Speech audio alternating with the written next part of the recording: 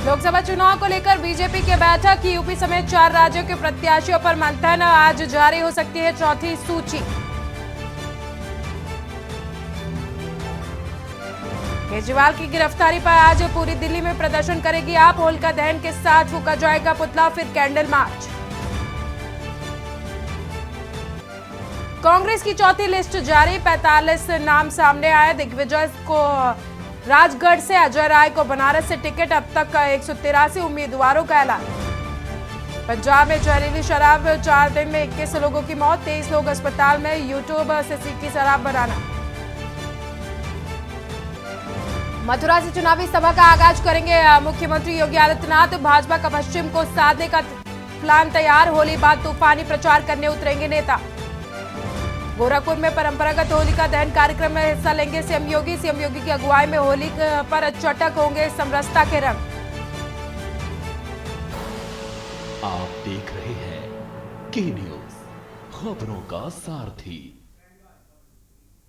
नमस्कार, मैं हूं आपके साथ सोनम सिंह और आप देख रहे हैं के न्यूज इंडिया। वक्त हो गया है देश की बात का, रुख करते हैं खबरों का। बीजेपी मुख्यालय में विधानसभा उपचुनाव को लेकर आज बैठक है। दिल्ली से खबर आपको बता रहे हैं, यूपी विधानसभा उपचुनाव के उम्मीदवारों को लेकर इस बैठक में चर्चा की जाएगी।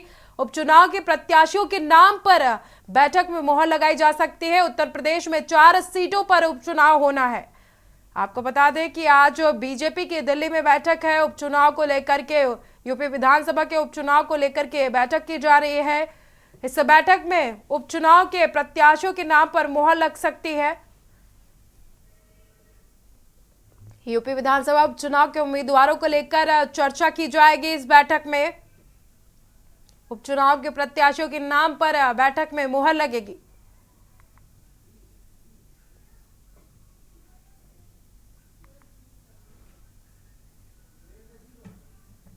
दिल्ली से खबर आपको बता रहे हैं, जहां पर बीजेपी मुख्यालय में विधानसभा उपचुनाव को लेकर आज बैठक की जाएगी। यूपी विधानसभा उपचुनाव के उम्मीदवारों को लेकर चर्चा की जाएगी। इस बैठक में उपचुनाव के प्रत्याशियों के नाम पर इस बैठक में मुहर लग सकती है। उत्तर प्रदेश में 4 सीटों पर उपचुनाव होना है, जिसके लिए आज बीजेपी मुख्यालय में बैठक की जा रही है। विधानसभा उपचुनाव को लेकर यह बैठक की जा रही है।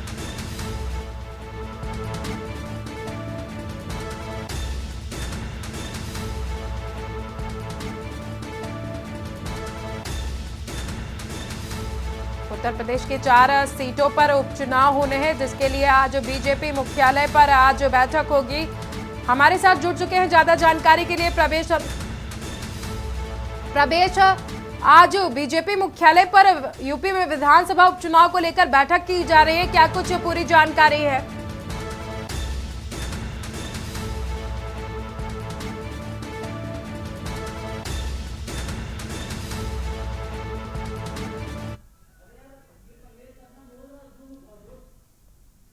आपको बता दें कि दिल्ली में बीजेपी मुख्यालय में विधानसभा उपचुनाव के लिए आज बैठक की जाएगी। यूपी विधानसभा के उपचुनाव के उम्मीदवारों को लेकर यह चर्चा की जाएगी।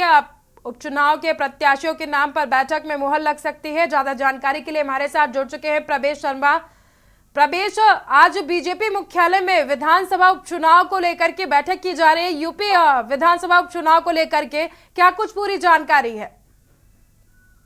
बिल्कुल, देखिए मैं आपको बता रहा हूँ कि कल केंद्रीय चुनाव समिति की बैठक हुई थी। योगी आदित्यनाथ उसमें शामिल हुए थे और उस बैठक में कई नामों को लेकर चर्चा हुई थी। योगी आदित्यनाथ आज फिर जो है उत्तर प्रदेश के विधानसभा के जो उपचुनाव होने हैं उसको लेकर चर्चा करेंगे। वो दिल्ली में मौजूद है और ये बैठक आज फिर जो है केंद्रीय कार्यालय बीजेपी के दफ्तर में होने जा रही है और इसमें जो उपचुनाव होने हैं उसको लेकर चर्चा होगी। साथ में प्रदेश अध्यक्ष भूपेंद्र चौधरी भी मौजूद है। दोनों डिप्टी सीएम जो है उत्तर प्रदेश के, वो भी दिल्ली में मौजूद है और बैठक में चर्चा विशेष रूप से जो है उपचुनावों को लेकर जिस तरीके से प्रत्याशियों के नाम है उन पर चर्चा की जाएगी और उसके बाद हो सकता है कि बैठक होने के बाद, नाम फाइनल होने के बाद उनकी घोषणा भी कर दी जाए। जी प्रवेश, जिस तरह से देखा जा रहा है कि लोकसभा चुनाव भी नजदीक है और कहीं ना कहीं विधानसभा का जो उपचुनाव है उसको लोकसभा चुनाव के साथ कराने की तैयारी की जा रही है। बिल्कुल, देखिए इसमें कोई दोहराई नहीं है कि लोकसभा चुनाव करीब है और उपचुनाव के जो 4 सीटें हैं उत्तर प्रदेश में, विशेष रूप से उसके लिए भी जो है हाथों हाथ तैयारी करने की बात सामने आ रही है। लेकिन मैं आपको बता दूं कि लोकसभा चुनाव में हो सकता है कि थोड़ा सा आगे हो, 7 चरण में है, लेकिन विधानसभा का जो चुनाव है उसकी चर्चा ये है कि वो उसके बीच में या उसके स्टार्टिंग में कराकर सबसे पहले 4 सीटों के जो उपचुनाव है इनको कराकर समाप्त कर दिया जाए। प्रवेश, जिस तरह से देखा गया है कि जितने भी उपचुनाव हुए हैं उसमें अभी तक का 2022 के बाद विधानसभा के जो उपचुनाव हुए हैं उसमें कहीं ना कहीं बीजेपी की जो बढ़त थी उसमें कमी नजर आई है। क्या इस बार जो ये 4 सीटों पर उपचुनाव होंगे उसमें क्या असर दिखाई देगा? बिल्कुल, देखिए उपचुनाव में लगातार हमने देखा है, कई चुनावों में ये देखा है कि बीजेपी का जो रेट ऑफ रेशो है, वोटिंग का जो शेयरिंग परसेंटेज है उसमें गिरावट जरूर आई है। लेकिन मैं आपको बता दूं कि सिर्फ और सिर्फ ये जो फैसला होता है ये फैसला जनता करती है, और किस करवट ये हवा चलेगी या किस करवट जो है ये सीटें जाएगी, ये देखने वाली बात होगी। सबसे बड़ी बात ये है कि बीजेपी का जो इस समय लोकसभा चुनाव करीब है, प्रधानमंत्री मोदी खुद इसकी कमान संभाले हुए लगातार कई दौरे कर चुके हैं, कई तरीके के जो कार्य हैं वो गिना रहे हैं, चाहे 370 हो, राम मंदिर हो, उसको लेकर। तो बस देखने वाली बात है कि उपचुनाव जब होगा तो उसके बाद जनता किसको वोट देती है, या सीधे तौर पर मैं कहूँ कि किसको पसंद करती है, ये आने वाला समय तय करेगा। बहुत बहुत शुक्रिया आपका दर्शकों तक जानकारी पहुंचाने के लिए। प्रवेश, आपको बता दें कि यूपी विधानसभा के उपचुनाव के लिए आज दिल्ली में बीजेपी मुख्यालय में बैठक की जाएगी। उपचुनाव के प्रत्याशियों के नाम पर इस बैठक में मुहर लग सकती है।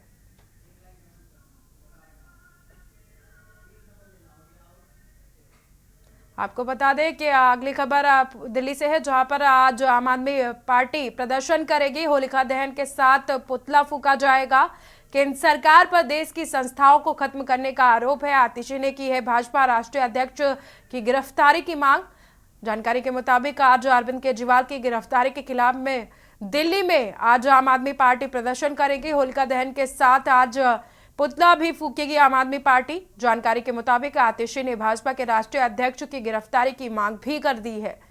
आपको बता दें कि अरविंद केजरीवाल की गिरफ्तारी के बाद पूरे देश में इस समय आम आदमी पार्टी आक्रोश में दिखाई दे रही है और केंद्र सरकार पर देश की संस्थाओं को खत्म करने का लगातार आरोप लगा रही है। आतिशी ने कहा है कि भाजपा के राष्ट्रीय अध्यक्ष जेपी नड्डा की गिरफ्तारी की जाए। शिक्षा मंत्री आतिशी की तरफ से ये मांग की गई है। आज पूरी दिल्ली में आम आदमी पार्टी प्रदर्शन करेगी। होलिका दहन के साथ पुतला दहन भी करेगी आम आदमी पार्टी। केंद्र सरकार पर देश की संस्थाओं को खत्म करने का आरोप लगा रही है। आतिशी, शिक्षा मंत्री आतिशी ने भाजपा के राष्ट्रीय अध्यक्ष जेपी नड्डा की गिरफ्तारी की मांग की है। आज पूरी दिल्ली में प्रदर्शन के लिए आम आदमी पार्टी तैयारी कर रही है। होलिका दहन के साथ साथ आम आदमी पार्टी पुतला भी फूकेगी। केंद्र सरकार पर देश की संस्थाओं को खत्म करने का आरोप आम आदमी पार्टी की तरफ से लगाया जा रहा है। आतिशी ने भाजपा के राष्ट्रीय अध्यक्ष की गिरफ्तारी की मांग की है। शिक्षा मंत्री हैं आतिशी दिल्ली सरकार में। अरविंद केजरीवाल की गिरफ्तारी के बाद शिक्षा मंत्री आतिशी लगातार बीजेपी पर हमलावर हैं।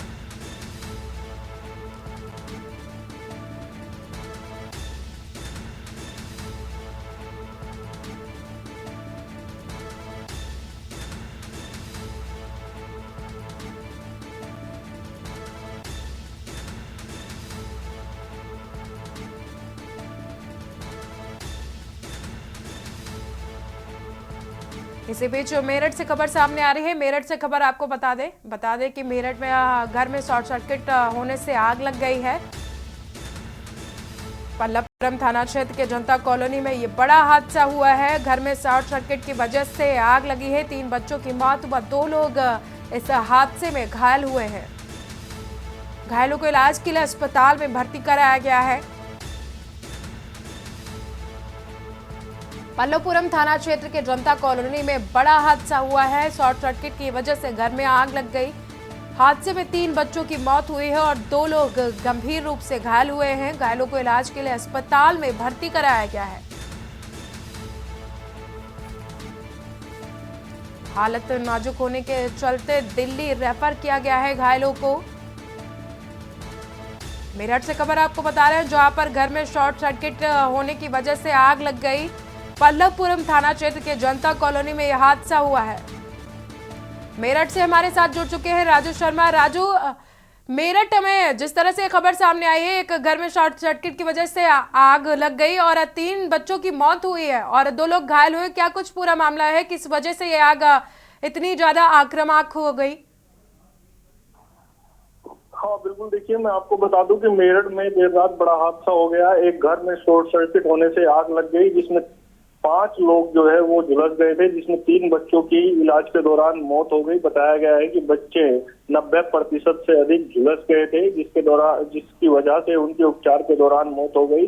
वजह निकलकर अभी फिलहाल ये सामने आई है कि बताया गया है कि जो बच्चे हैं वो मोबाइल चार्जिंग पर लगा रहे थे एक्सटेंशन बोर्ड में, और जैसे ही चार्जर एक्सटेंशन बोर्ड में लगा, इसी दौरान शॉर्ट हो गया और शॉर्ट होते ही जो आग थी वो बेड पर बिछी चादर ने पकड़ ली और उसके बाद आग ने विकराल रूप धारण कर लिया और देखते ही देखते पूरी आग जो है पूरे कमरे में फैल गई, और जिसमें 3 बच्चे सहित माता पिता दोनों झुलस गए। 5 को मोहल्ले के लोगों ने नजदीकी अस्पताल में भर्ती कराया, जहां उपचार के दौरान 3 मासूम बच्चों की मौत हो गई। वहीं 2 अभी जो लोग हैं उनका उपचार चल रहा है। बताया गया है कि दोनों को मेडिकल अस्पताल से दिल्ली के लिए रेफर किया गया है, जहां पर उनकी भी हालत जो है वो चिंताजनक बनी हुई है। फिलहाल मौके पर जो मेरठ के अधिकारी है वो मोर्चा संभाले हुए है और पूरी जो घटनाक्रम की है वो निगरानी की जा रही है। बताया गया है कि शॉर्ट सर्किट होने की वजह से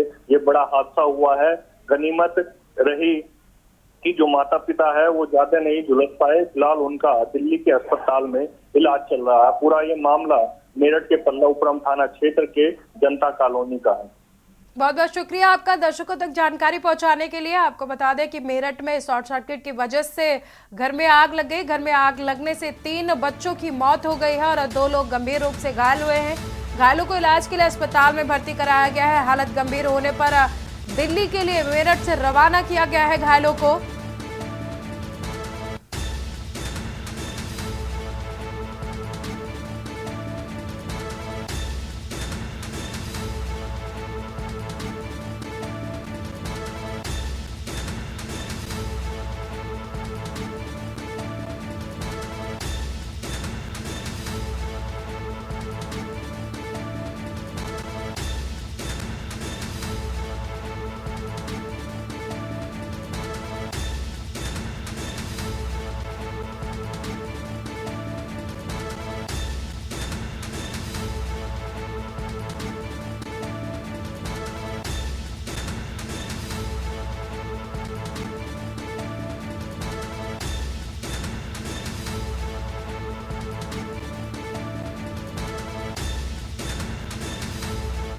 फिलहाल रुकते हैं एक छोटे से ब्रेक के लिए।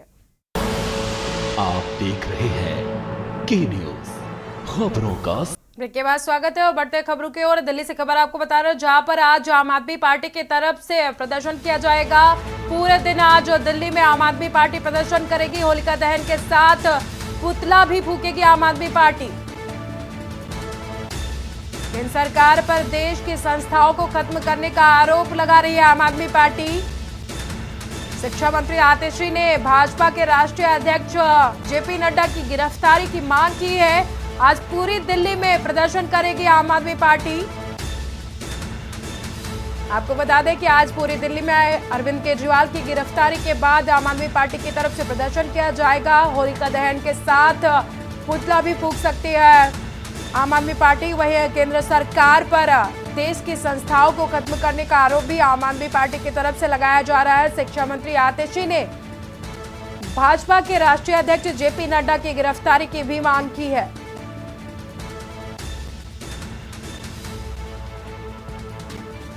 हमारे साथ जुड़ चुके हैं प्रवेश शर्मा ज्यादा जानकारी के लिए। प्रवेश, आज दिल्ली में आम आदमी पार्टी की तरफ से प्रदर्शन किया जाएगा, वहीं पुतला भी फूंकने की तैयारी है, क्या कुछ पूरी जानकारी है? बिल्कुल, देखिए मैं आपको बता दूं कि जब से अरविंद केजरीवाल की गिरफ्तारी हुई है तब से आम आदमी पार्टी जो है पूरी तरीके से अग्रेसिव मोड में है और सबसे ज्यादा और जो है प्रदर्शन लगातार वो कर रही है। लेकिन आज मैं बता दूं दिल्ली की 70 विधानसभा में जिस समय होली का दहन होगा तो वहां पर एक पुतला दहन करने की बात सामने आ रही है। 70 की 70 दिल्ली की विधानसभा में आम आदमी पार्टी के जो कई बड़े नेता हैं सांसद है, पार्षद है, विधायक है, वो वहां पर पहुंचेंगे और एक पुतला दहन करेंगे और अपना विरोध प्रदर्शन करेंगे।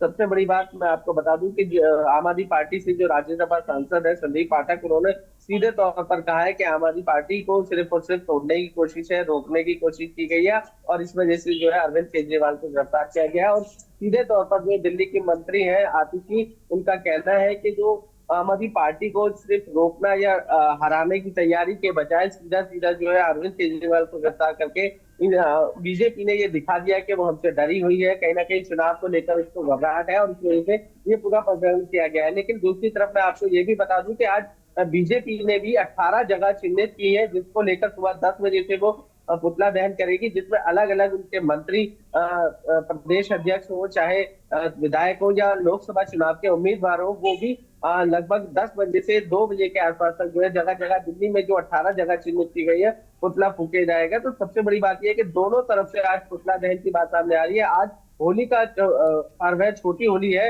और कल रंग की होली खेली जानी है, लेकिन इसी पर्व पर जो है अरविंद केजरीवाल की तरफ से आम आदमी पार्टी पूरी 70 विधानसभाओं में प्रदर्शन करेगी और वो भी होलिका दहन के समय करेगी। तो वहीं दूसरी तरफ बीजेपी 18 जगहों को चिन्हित कर चुकी है, उसमें सुबह 10 बजे से लगभग 2 बजे तक पुतले दहन का कार्यक्रम करेगी। प्रवेश, जिस तरह से लगातार शिक्षा मंत्री आतिशी बीजेपी पर हमलावर है और जेपी नड्डा की गिरफ्तारी की मांग कर रही हैं, उसको लेकर के क्या कुछ अपडेट है?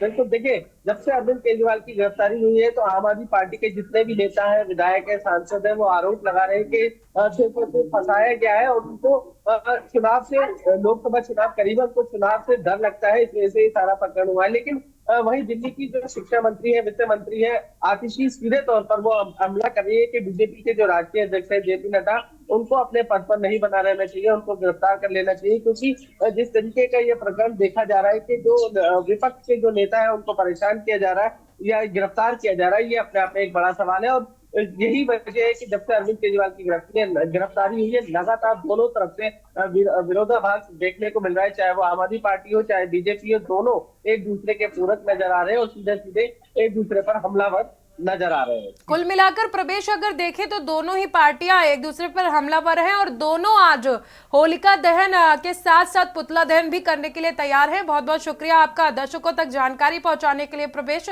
आपको बता दें कि आज दिल्ली में आम आदमी पार्टी की तरफ से पुतला दहन भी किया जाएगा, पूरी दिल्ली में प्रदर्शन किया जाएगा। जानकारी के मुताबिक अरविंद केजरीवाल की गिरफ्तारी के बाद पूरी दिल्ली में आम आदमी पार्टी की तरफ से आज प्रदर्शन किया जाएगा। होलिका दहन के साथ पुतला फूका जाएगा। आज दिल्ली में आम आदमी पार्टी की तरफ से पुतला दहन किया जाएगा। आम आदमी पार्टी की तरफ से केंद्र सरकार पर देश की संस्थाओं को खत्म करने का आरोप लगाया जा रहा है। शिक्षा मंत्री आतिशी ने भाजपा के राष्ट्रीय अध्यक्ष की गिरफ्तारी की मांग भी की है।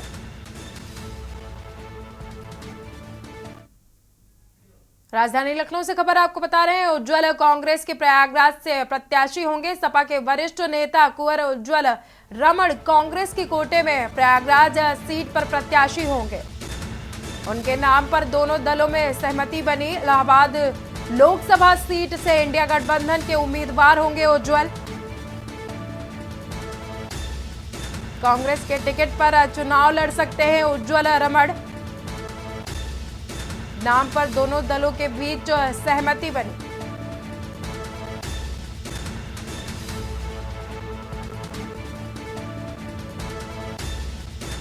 कांग्रेस के टिकट पर चुनाव लड़ेंगे उज्जवल रमण। हमारे साथ ज्यादा जानकारी के लिए जुड़ चुके हैं कौशलेंद्र उपाध्याय। कौशलेंद्र, प्रयागराज लोकसभा सीट से इंडिया गठबंधन का प्रत्याशी उतारा गया है, क्या कुछ जानकारी है?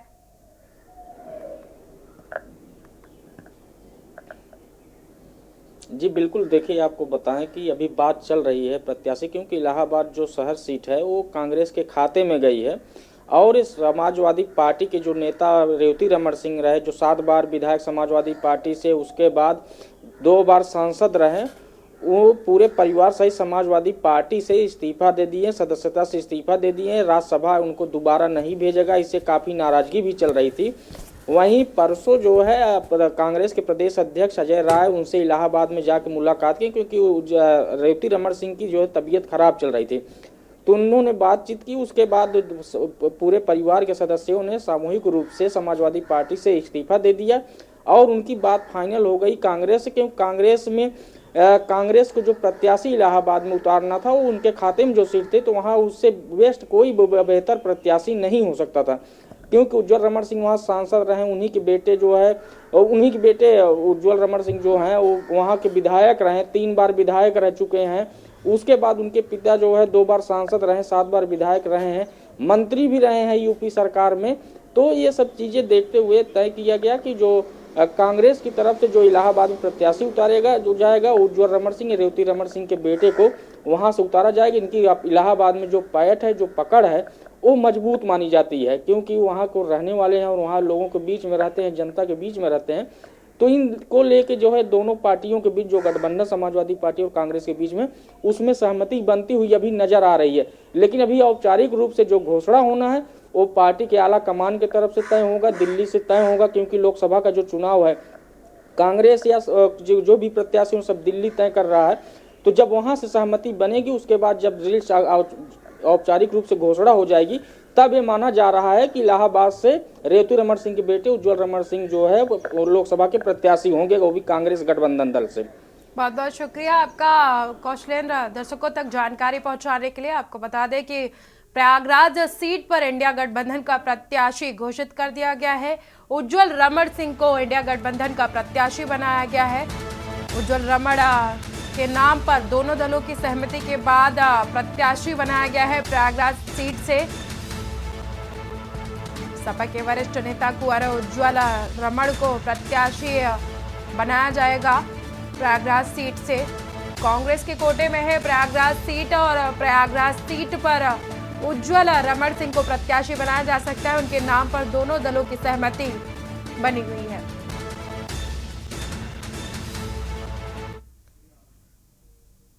राजधानी लखनऊ में लोकसभा मतदान से जुड़ी बड़ी खबर सामने आ रही है। मतदान से 5 दिन पहले घर पहुंचेगी वोटर पर्ची। केंद्रीय चुनाव आयोग ने निर्देश जारी किए हैं। व्यवस्था सुनिश्चित करने के निर्देश भी दिए गए हैं। बीएलओ हर मतदाता के घर पर पहुंचाएंगे पर्ची। प्रदेश के अपर मुख्य निर्वाचन अधिकारी ने यह जानकारी साझा की है। वोटर पर्ची पर मतदाता का पूरा ब्यौरा अंकित होगा। पर्ची के पीछे संबंधित मतदान केंद्र का नक्शा छपा रहेगा।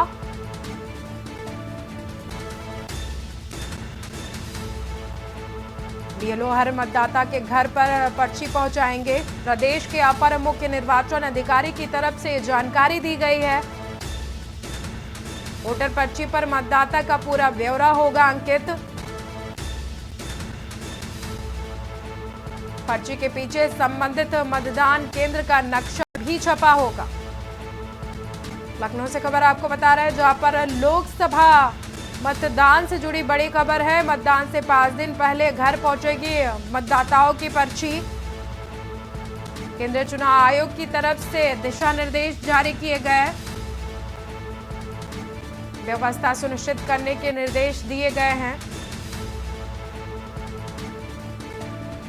हमारे साथ जुड़ चुके हैं ज्यादा जानकारी के लिए कौशलेंद्र उपाध्याय। कौशलेंद्र, चुनाव आयोग की तरफ से एक फैसला लिया गया है कि मतदाताओं को जो उनकी पर्ची होती है वो 5 दिन पहले उनके घर पहुंचाई जाएगी। क्या कुछ पूरी जानकारी है इस मामले पर?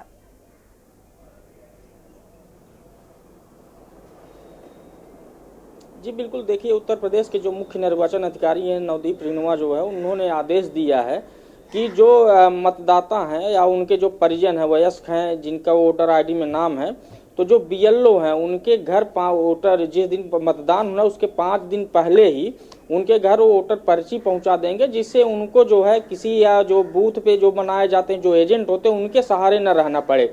एक खुद बीएलओ अब काम करेंगे और वो जो उनके साथ एक ग्रीन कार्ड भी दिया जाएगा जिसपे उनको पता रहेगा कि कैसे ईवीएम में, कैसे मशीन पे कैसे वोट पड़ती है, कैसे दिया जाता है, वो सब पूरी जानकारी रहेगी। वहीं जो बूथ है उसका नक्शा रहेगा, उसके बाद उस बीएलओ का नंबर रहेगा।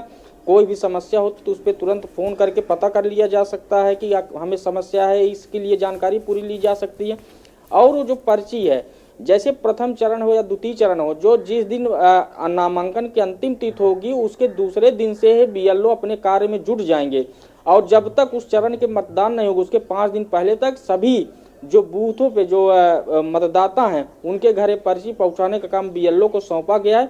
और उसके लिए जो जिला निर्वाचन अधिकारी हैं उनको भी जो है मुख्य निर्वाचन अधिकारी नवदीप रिनोआ ने जो है पत्र के माध्यम से पूरी जानकारी दी है कैसे क्या करना है। कम से कम जो मतदाता हैं वोटर परसेंटेज जो है वो तमाम बढ़ जाए, जिससे अगर बीएलओ किसी परिवार में जाके 5 वोट हैं उनको जाके पर्ची देगा, वो भी वयस्क जिनका वोटर में नाम होगा, वोटर आईडी होगी, उनको पर्ची देंगे। इससे जो मतदाताओं का जो वोट परसेंटेज है वो बढ़ेगा, लोगों में एक अच्छी पहल होगी जिससे वोट परसेंटेज बढ़ाया जाए। क्योंकि जो टारगेट है अब वोट प्रतिशत बढ़ाने का जो है चुनाव आयोग ने लिया हुआ है कि पहले जो निर्वाचन आयोग जो निर्णय लेते थे उसको जो है कम से कम जो 75% मतदान का जो आंकड़ा लगा है, क्योंकि अब पोस्टल बैलेट्स के माध्यम से भी लोग वोट दे सकते हैं।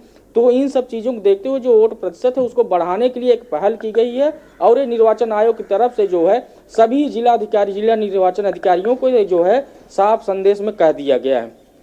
कौशलेंद्र, कुल मिलाकर देखा जाए तो मतदाताओं को जागरूक करने के लिए अब चुनाव आयोग की तरफ से अच्छी पहल की गई है। बहुत बहुत शुक्रिया आपका दर्शकों तक जानकारी पहुंचाने के लिए। कौशलेंद्र, आपको बता दें कि चुनाव आयोग की तरफ से एक फैसला लिया गया है जिसमें अब बीएलओ जो होंगे वो मतदाताओं के घर जाकर 5 दिन पहले पर्ची को पहुंचाएंगे। जो मतदान पर्ची है उसको घर घर जाकर बीएलओ पहुंचाएंगे 5 दिन पहले। केंद्रीय चुनाव आयोग ने निर्देश जारी किए हैं व्यवस्था सुनिश्चित करने के दिशा निर्देश भी जारी किए गए।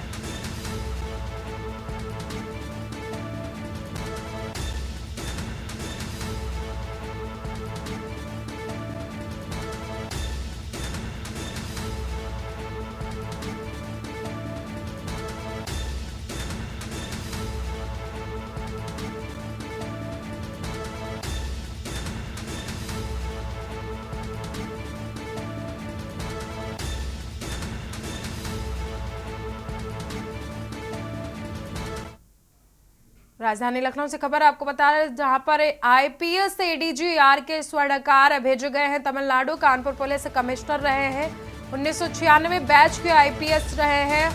IPS ADG R K. स्वर्णकार भेजे गए तमिलनाडु। ऑब्जर्वर बनाकर तमिलनाडु भेजा गया है।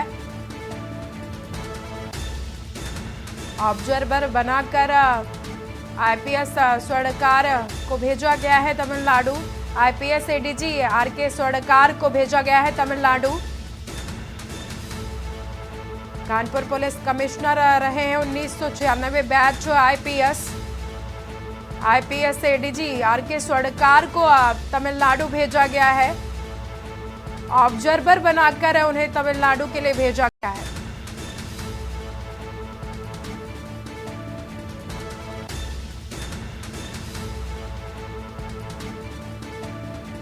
कानपुर पुलिस कमिश्नर रहे, 1996 बैच के आईपीएस एडीजी आर.के. स्वर्णकार को तमिलनाडु भेजा गया है। ऑब्जर्वर बनाकर तमिलनाडु के लिए आईपीएस एडीजी स्वर्णकार को भेजा गया है।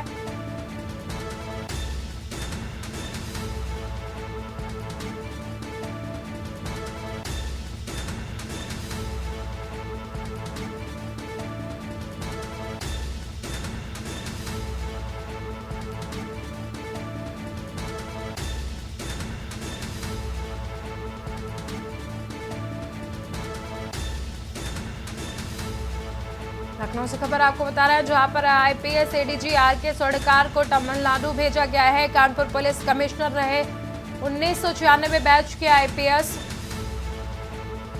एडीजी आर.के. स्वर्णकार को तमिलनाडु ऑब्जर्वर के तौर पर भेजा गया है।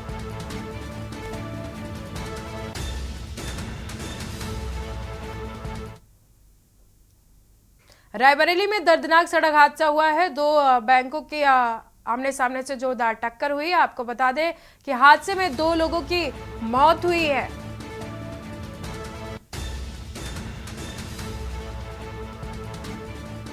हादसे में 2 लोगों की मौत हुई है। सड़क हादसे में 2 लोगों की मौत हुई है। तेज रफ्तार बताई जा रही थी हादसे की वजह।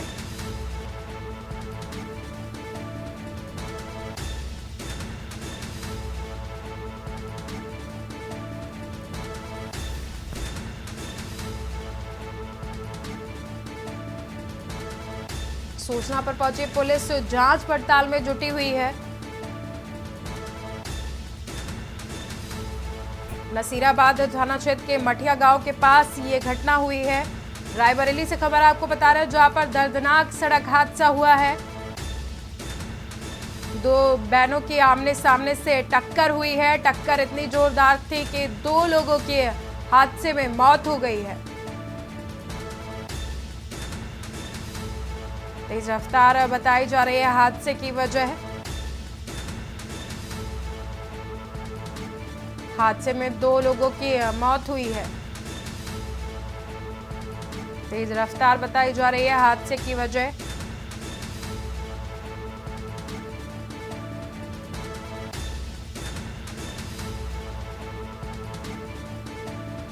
नसीराबाद थाना क्षेत्र के मठिया गांव के पास यह सड़क हादसा हुआ है।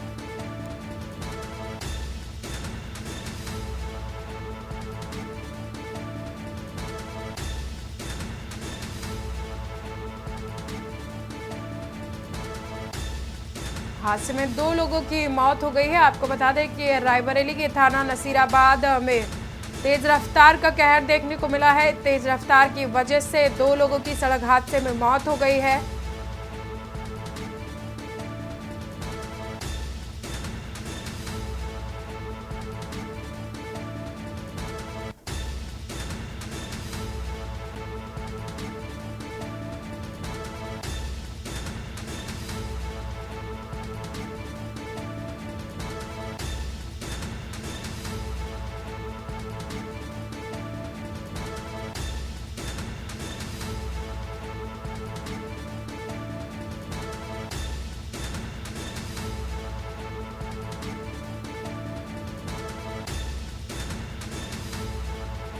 रायबरेली से खबर बता रहे हैं, जहां पर थाना से नसीराबाद में तेज रफ्तार का कहर देखने को मिला है। तेज रफ्तार वैन ने आपस में टकराई है। हादसे में दो लोगों की मौत हो गई है। वहीं सूचना पर पहुंची पुलिस ने शव को कब्जे में लेकर पोस्टमार्टम के लिए भेजा है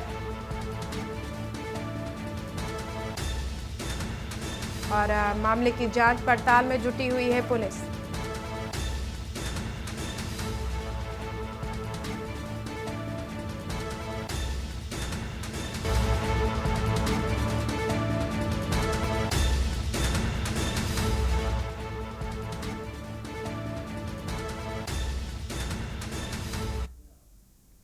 अलीगढ़ से खबर आपको बता रहे हैं, जहां पर होली मिलन समारोह में बार बालाओं के ठुमके देखने को मिले हैं। होली मिलन समारोह में बार बालाओं के लगाए हैं ठुमके। तहसील परिसर में अधिवक्ताओं ने आयोजित किया था कार्यक्रम में दिखी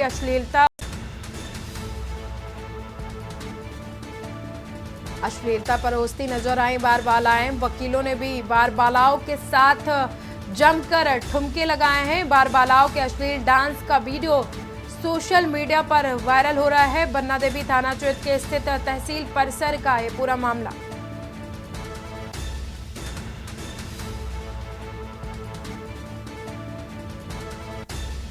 बार बालाओं के अश्लील डांस का वीडियो सोशल मीडिया पर वायरल हो रहा है। बन्ना देवी थाना क्षेत्र के स्थित तहसील परिसर का ये पूरा मामला है, जहां पर अधिवक्ताओं के साथ बार बालाएं नाचती हुई दिखी हैं। होली मिलन समारोह में बार बालाओं के ठुमके दिखाई दिए। होली मिलन समारोह में बार बालाओं ने ठुमके लगाए हैं। तहसील परिसर में अधिवक्ताओं ने आयोजित किया था कार्यक्रम। अधिवक्ताओं के साथ बार बालाएं नाचती हुई दिखी हैं। कार्यक्रम में दिखी अश्लीलता परोसती हुई बार बालाएं।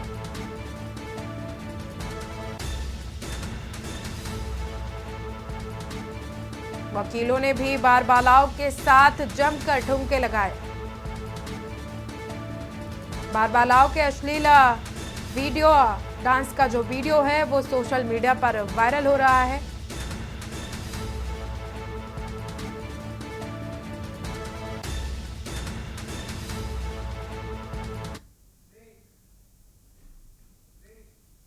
फिलहाल रुकते हैं एक छोटे से ब्रेक के लिए। आप देख रहे हैं के न्यूज, खबरों का सारथी। ब्रेक के बाद वापस से रुक कर लेते हैं खबरों का। फर्रुखाबाद से खबर आपको बता रहे हैं, जहां पर फैज बाग स्थित प्रदीप मेडिकल स्टोर पर औषधि निरीक्षक रजत कुमार पांडे ने अचानक छापेमारी कर 2 नकली औषधियां बरामद की हैं। आपको बता दें कि 3 संदिग्ध औषधियों के नमूने संग्रहित किए गए हैं। फर्रुखाबाद के जिलाधिकारी बीके सिंह व अपर जिलाधिकारी सुभाष चंद्र प्रजापति के निर्देशानुसार जिला औषधि निरीक्षक रजत कुमार पांडे की तरफ से नकली एवं निम्न मानक औषधि की बिक्री पर नियंत्रण रखने के दृष्टिगत फैजबाग स्थित प्रदीप मेडिकल स्टोर पर अचानक छापेमारी की कार्रवाई की गई। बारीकी से जांच पड़ताल भी की गई। जांच पड़ताल के दौरान उक्त मेडिकल स्टोर से 2 नकली औषधियां बरामद की गई हैं। वहीं के न्यूज की तरफ से छापेमारी के बाबत वार्ता की गई तो औषधि निरीक्षक रजत कुमार पांडे ने बताया कि जांच पड़ताल के दौरान प्रदीप मेडिकल स्टोर से 3 संदिग्ध औषधियों के नमूने संग्रहित किए गए हैं, जिन्हें जांच के लिए और विश्लेषण के लिए राजकीय प्रयोगशाला उत्तर प्रदेश लखनऊ भेजा गया है। नमूनों की परीक्षण रिपोर्ट प्राप्त होने के उपरांत माननीय न्यायालय में परिवाद दाखिल किया जाएगा।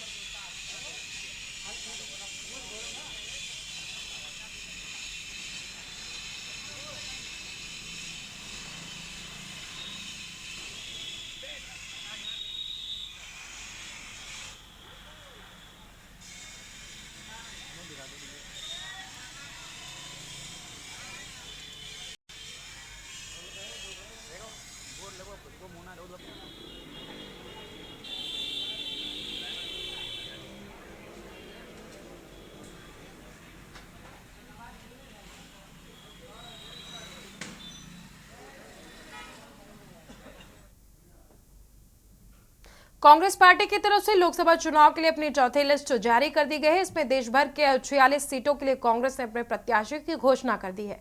इस लिस्ट में बस्तर लोकसभा सीट से पूर्व मंत्री कवासी लखमा को टिकट दिया गया है। वहीं मौजूदा सांसद दीपक बैज का टिकट पार्टी ने इस बार काट दिया है।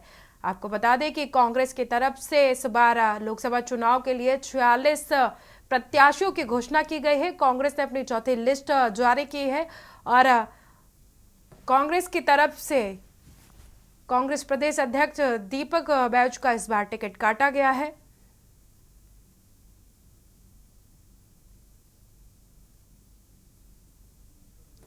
जानकारी के मुताबिक कांग्रेस की तरफ से 46 प्रत्याशियों की चौथी लिस्ट में घोषणा की गई है। कांग्रेस प्रदेश अध्यक्ष दीपक बैज का इस बार टिकट काटा गया है। बस्तर से कांग्रेस अध्यक्ष का टिकट काटा गया है।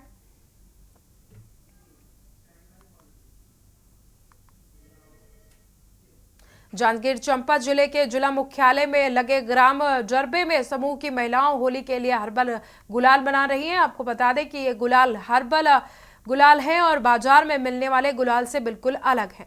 हर्बल गुलाल कलर करने के लिए अपने घर के आसपास प्राकृतिक पेड़ पौधे के पत्तों और फूलों से बनाया जाता है। वहीं इसमें पाउडर बनाने के लिए खाने वाले पदार्थ यानी कि अरारोट का इस्तेमाल किया जाता है, जिसको व्यक्ति के फेस पर लगाने से बिल्कुल भी नुकसान नहीं पहुंचता है। हर्बल गुलाल बना रहे पवित्रता समूह और स्वयं सहायता समूह जरबे की पिंकी साहू ने बताया कि मार्केट में मिलने वाले गुलाल और हर्बल गुलाल में बहुत ज्यादा अंतर है। मार्केट में मिलने वाला गुलाल केमिकल से बना रहता है। आजकल खाना पीना से लेकर सब चीजें केमिकल युक्त हो गई हैं, जो बहुत ज्यादा हानिकारक है।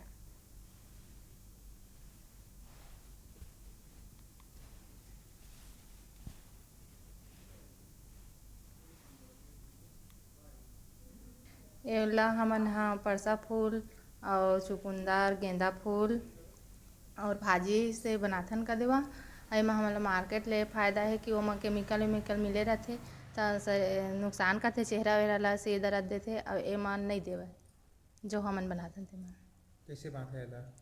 एला हमन पहली चुकुंदर ला लाथन मार्केट ले, फिर ओला छील विल के ओला मस्त पीसथन मिक्सी में, फिर ओला छानथन, फिर ओमा गुलाब जल और एसेस वाले रथे लाए रहथन जलेबी मिठाई डलाए वाले तेल मिला के फिर ओई में ऑरेंज पाउडर ला मिला घोल के फिर बनाथन।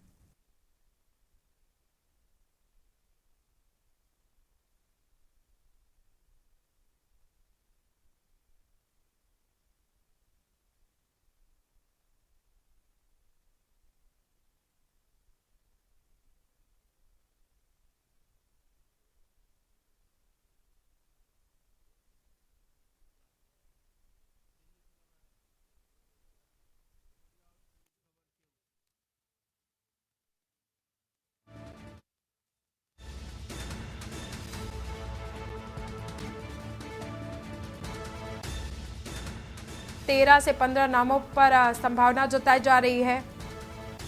लिस्ट में 13 से 15 नामों की सूची जारी की जाएगी। मेरठ से अरुण गोविल को प्रत्याशी बनाया जा सकता है, सूत्रों के हवाले से खबर आपको बता रहे हैं। बरेली से संतोष गंगवार को टिकट जो दिया जाता था वो अब कट सकता है, सूत्रों के हवाले से खबर सामने आ रही है। गाजीपुर बलिया देवरिया मैनपुरी सीट अभी होल्ड पर है। फूलपुर कौशाम्बी रायबरेली होल्ड पर रखी गई है। सहारनपुर से राघव लखनपाल को टिकट मिल सकता है, सूत्रों के हवाले से खबर आपको बता रहे हैं। गाजीपुर बलिया देवरिया मैनपुरी सीट को होल्ड पर रखा गया है, सूत्रों के हवाले से खबर सामने आ रही है। फूलपुर कौशाम्बी रायबरेली को होल्ड पर रखा गया है। हमारे साथ जुड़ चुके हैं प्रवेश शर्मा ज्यादा जानकारी के लिए। प्रवेश, बीजेपी की दूसरी लिस्ट जो यूपी के लिए जारी होनी है उसको लेकर के तमाम कयास लगाए जा रहे हैं, कुछ सीटों को अभी होल्ड पर रखा गया है, क्या कुछ पूरी जानकारी है?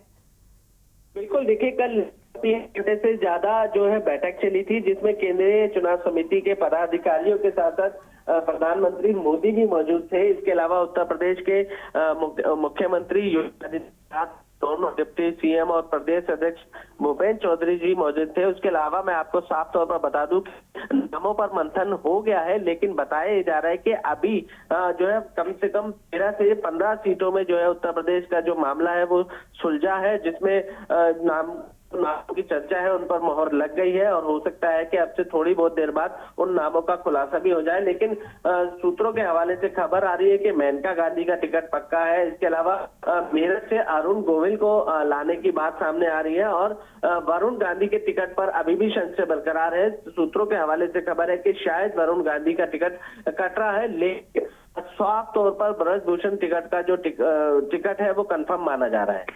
जी, जिस तरह से देखा जा रहा था कि इन 3 सीटों को लेकर के काफी कयास लगाए जा रहे थे कि मेनका गांधी को दूसरी जगह से टिकट दिया जाएगा और पीलीभीत से वरुण गांधी के टिकट कट सकते हैं, वो अभी कंफर्म नहीं हुआ है। तो वही ब्रजभूषण सिंह को भी लेकर के कयास लगाया जा रहा था कि इनका टिकट कट जाएगा। इसको लेकर के जैसा कि आपने बताया कि उनका टिकट कंफर्म माना जा रहा है, अगर ब्रजभूषण सिंह को टिकट देते हैं तो क्या कुछ स्थितियां बनती हुई दिखाई दे रही? देखिए, मैं साफ तौर पर आपको बता दूं कि कम से कम 8 से 10 विधानसभा और 7 से 8 लोकसभा की सीटें हैं जिनको ब्रजभूषण सिंह जो है कवर करते हैं। पूरा उनकी पैठ मानी जाती है, या सीधे तौर पर कहूं कि उनकी सत्ता चलती है, वहां पर जो है उनकी बातें चलती हैं। और अगर बीजेपी की मजबूरी है टिकट नहीं देगी तो जो लोकसभा की 7 से 8 सीटें हैं वो हाथ से चली जाएंगी, जा सकती है। यही वजह है कि काफी मंथन करने के बाद ये माना जा रहा है कि ब्रजभूषण शरण को टिकट दिया जाएगा। और जिस तरीके से नाम जरूर विवादित रहा, महिला यौन शोषण, महिला पहलवानों के साथ जो आरोप लगे, लेकिन फिर भी बीजेपी ने काफी मंथन करने के बाद सूत्रों के खबर आ रही है कि ब्रजभूषण शरण सिंह को टिकट मिलने जा रहा है। कुल मिलाकर प्रवेश अगर देखें तो ये स्थिति यही बन पा रही है कि ब्रजभूषण सिंह का अगर टिकट काटा तो लोकसभा चुनाव में कई जो सीटें हैं पूर्वांचल के साइड की वो प्रभावित हो सकती है। इसी वजह से बीजेपी की मजबूरी है उनको टिकट देना।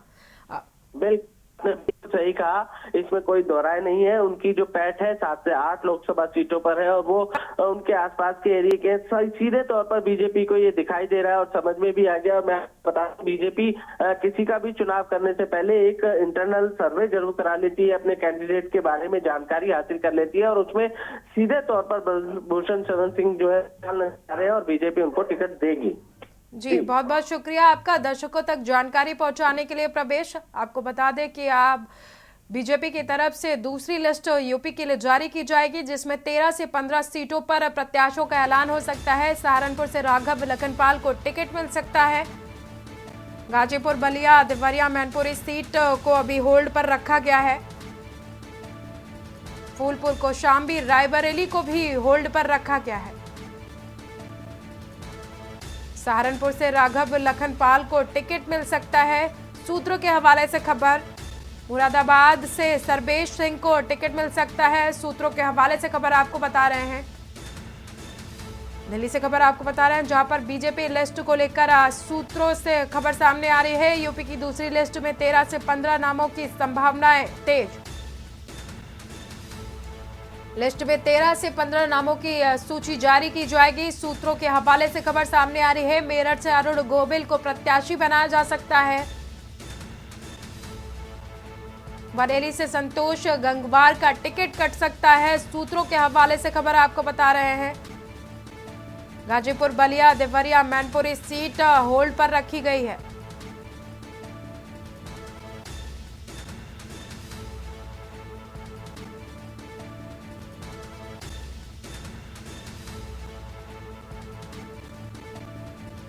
गाजीपुर, बलिया, देवरिया, मैनपुरी सीट को होल्ड पर रखा गया है।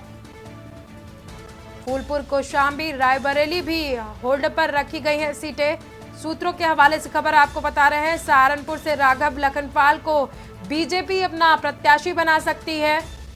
मुरादाबाद से सर्वेश सिंह को भी टिकट मिल सकता है बीजेपी की तरफ से, सूत्रों के हवाले से खबर आपको बता रहे हैं।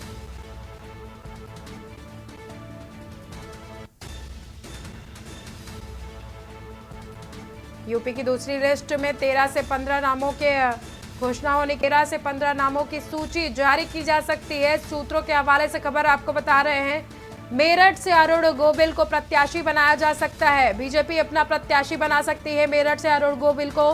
बरेली से संतोष गंगवार का टिकट काट सकती है बीजेपी। वहीं गाजीपुर, बलिया, देवरिया, मैनपुरी सीट को होल्ड पर बीजेपी ने रखा है, सूत्रों के हवाले से खबर। फूलपुर, कौशाम्बी, रायबरेली सीट को भी बीजेपी की तरफ से होल्ड पर रखा गया है, सूत्रों के हवाले से खबर है। सहारनपुर से राघव लखनपाल को टिकट मिल सकता है बीजेपी की तरफ से, बीजेपी अपना प्रत्याशी बना सकती है।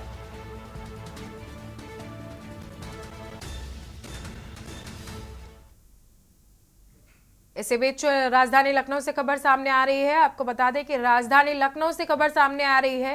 राजधानी लखनऊ से खबर आपको बता दें, यात्रियों में कंफर्म टिकट को लेकर मनमानी, त्योहार को लेकर रेलवे में टिकटों पर मारामारी, यात्रियों में कंफर्म टिकट को लेकर मारामारी देखने को मिल रही है।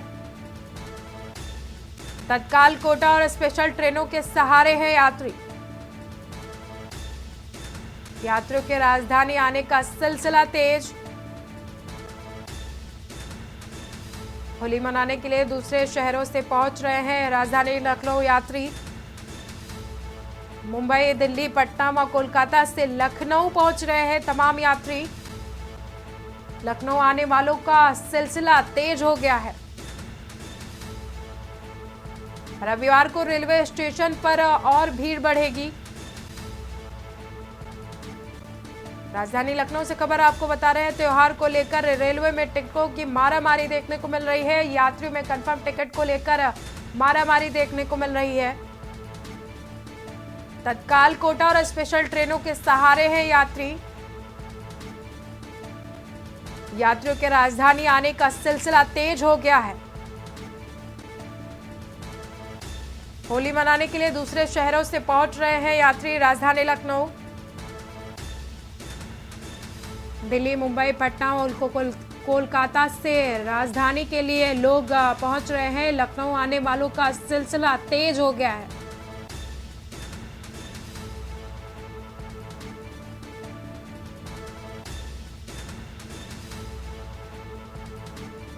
त्योहार को लेकर रेलवे टिकटों में मारामारी देखने को मिल रही है। यात्रियों में कंफर्म टिकट को लेकर मारामारी दिखाई दे रही है। तत्काल कोटा और स्पेशल ट्रेनों के सहारे यात्रियों के राजधानी आने का सिलसिला तेज हो गया है। होली मनाने के लिए दूसरे शहरों से लोग लखनऊ पहुंच रहे हैं। दिल्ली, मुंबई, पटना और कोलकाता से लोग लखनऊ पहुंच रहे हैं।